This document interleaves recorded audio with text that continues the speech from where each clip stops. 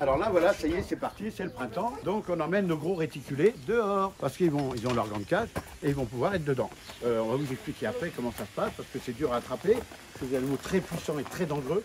Je dirais même que c'est des animaux qui sont plus dangereux que les venimeux. Vous imaginez. Bon, ça va, elle est à peu près gentille avec moi. Hein.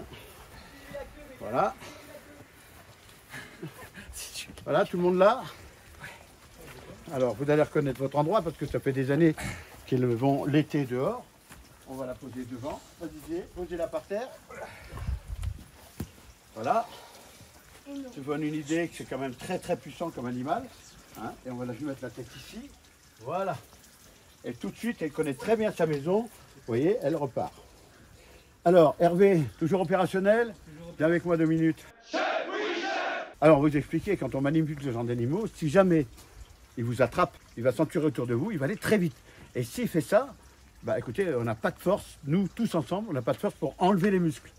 Donc, qu'est-ce qu'on va faire? On a Hervé avec son bac d'eau qui nous suit, et là, c'est de l'eau très chaude. Donc, cette eau-là, si l'animal nous attrape, il s'entoure, on verse de l'eau très chaude, vous voyez, elle est très très chaude, sur la tête. Et le serpent va automatiquement lâcher, enlever ses crochets et se retirer. Ce qui permet, en cas de danger, on a quand même une sécurité qu'on connaît nous depuis 30 ans. Ça fait 30 ans, quand on a un serpent qui vous attrape, on met un peu d'eau chaude sur la main, c'est chaud, mais le serpent, lui, il se sent attaqué et il relâche automatiquement. Voilà un petit peu comment ça se passe. On va aller chercher la deuxième. Alors là, voilà la deuxième qui part.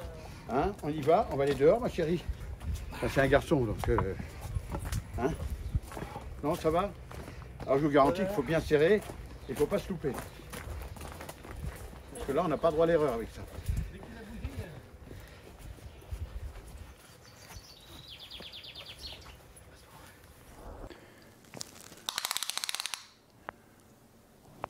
That's quite big. Vous avez pris derrière aussi? Ouais. Voilà. Et même topo, elle va reconnaître tout de suite son endroit. On va la poser. Prêt? Allez. Non, c'est pas par là qu'il faut aller, ma grande. Allez. Non, voilà, très bien. Vite ta maison. Elle est où ta maison? Allez, on y va. Voilà. Le caméraman, il voit Je vous emmerde et je rentre à ma maison. un peu ce qui se passe. Alors voilà. Vous voyez, tout de suite, elles vont aller dans l'eau. Elles ont un bassin d'eau. Elles vont tout de suite dans leur eau qui est propre. On leur a préparé, ça a passé tout l'hiver. Et on a des animaux qui sont très puissants, très beaux. Il faut pas oublier qu'ils viennent de Thaïlande, entre autres. Hein. Bon, il y en a un peu partout, hein, Philippines, etc. Mais en Thaïlande, on les utilise pour la peau et on les mange aussi. Mais ça n'empêche pas que c'est pas parce qu'on les utilise comme ça, ils y font attention. Voilà, maintenant, on a déjà un python molure qui se balade aux États-Unis, qui s'est échappé, qui a fait souche, est un gros problème. Donc, il y a des chasseurs de pythons molures, ça, c'est des réticulés. Et si ceux-là s'échappent, ils sont encore plus longs. Les plus longs peuvent faire jusqu'à 9 mètres. Combien? Un anaconda, il ne dépassera pas 8 mètres. Ceux-là peuvent aller jusqu'à 9 mètres. Et en plus, ils ont une puissance, ils sont énormes. Donc, ils pourraient faire encore plus de dégâts que les pythons molures. Alors, vous voyez, par exemple, ici, on a un jeune réticulé. Il a à peu près 1 an et demi. Hein, vous voyez, il n'est pas très gros. Et regardez les bêtes que ça devient. Donc, quand vous achetez un serpent, méfiez-vous. N'achetez pas n'importe quoi, parce que vous vous retrouvez avec des bêtes comme ça. Et c'est autre chose. Là, il est jeune, ça va. En plus, ils sont cool parce qu'ils ont déjà 1 an, ils savent qu'on ne leur fait pas de mal. Et c'est des très jolis animaux. Mais attention, ça devient énorme. Énorme. Ça devient très très gros. Donc quand vous prenez un serpent, renseignez-vous avant, d'abord ce que ça mange, où ça vit, la température dont ils ont besoin, les UV dont ils ont besoin. En général, les serpents n'ont pas besoin d'UV, mais pour les lézards, oui. Leur nourriture, la cadence de nourriture, tout ça, c'est des renseignements. Bon, il faut les connaître. Et avoir des animaux chez soi, pour moi, c'est pas interdit, ça fait partie de la connaissance. Parce que quand on en découvre un, on a envie de découvrir un autre, et on apprend à connaître notre environnement. Et pour protéger notre environnement, on ne protège que ce que l'on connaît. Donc, comme je dis toujours, d'abord, il faut côtoyer ces animaux. Aujourd'hui, depuis 50 ans, 100 ans, on est là en train de mépriser ces animaux.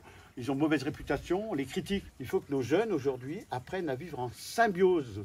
S'ils vivent en symbiose avec la nature, comme nous on le fait, bon, c'est faisable, on vous le montre, que ce soit des crocodiles, des cobras, toutes sortes d'animaux, parce qu'on les connaît, on connaît le danger, on sait comment éviter le danger, et on arrive à vivre en symbiose. Et vivre en symbiose avec ce monde, le monde qui nous entoure, c'est pas le paradis.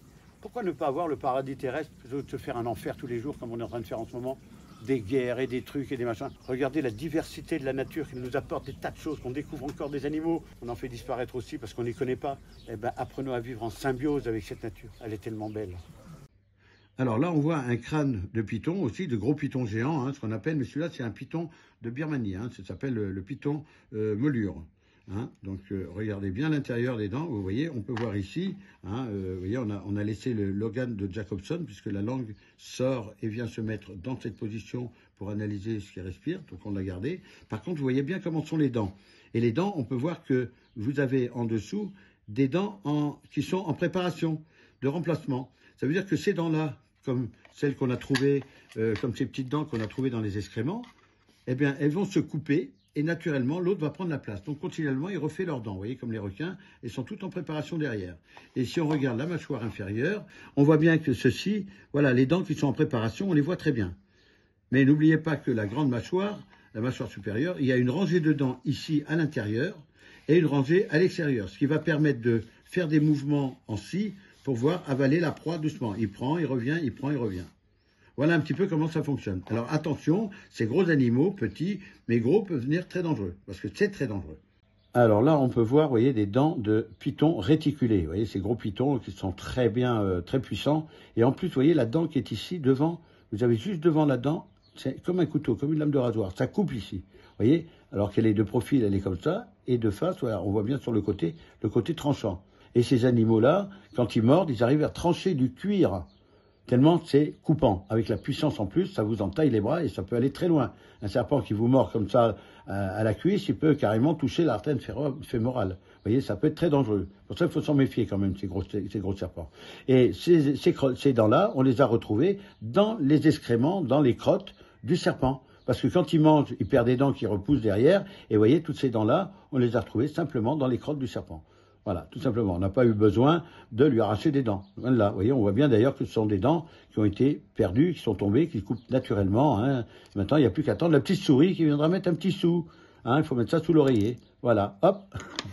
Alors voilà, vous avez assisté un petit peu à tout ça. Si ça vous a plu, n'hésitez pas à liker. Ça nous fait toujours plaisir et c'est très sympa à vous. Et puis n'oubliez pas qu'on est une association. Hein, on ne fait pas de commerce d'animaux. On ne vit que de dons, pour pouvoir entretenir ces animaux qui sont abandonnés, récupérés à droite à gauche. Donc si vous pouvez nous aider, il y a des liens à la fin, je crois, de la vidéo. Regardez et aidez-nous, ça nous fera toujours plaisir, on vous remerciera. Alors la question pour la prochaine vidéo, je vais vous demander combien de temps peut vivre un réticulé dans la nature ou en captivité. Combien de temps il peut vivre? 1 mois, 1 an, 10 ans, 100 ans, 2000 ans, 3000 ans. En squelette, il peut vivre très vieux, hein, puisqu'on a retrouvé des très vieux. Mais combien? J'attends la réponse. À bientôt.